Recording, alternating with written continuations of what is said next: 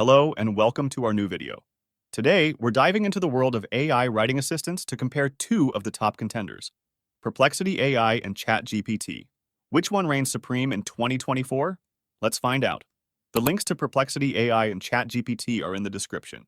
Perplexity AI offers a unique focus option, allowing users to categorize searches based on specific criteria, such as academic papers, YouTube videos, or Reddit forums.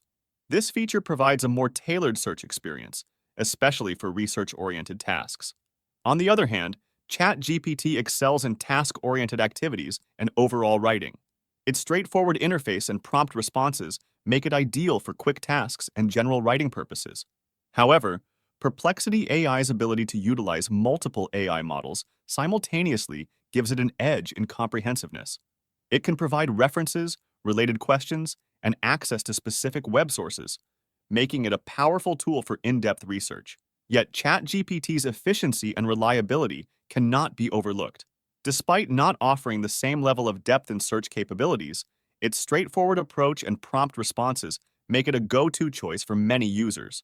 If you prioritize in-depth research, go for Perplexity AI. However, if you value efficiency and simplicity, go for ChatGPT. Thank you for watching. We'll see you again soon.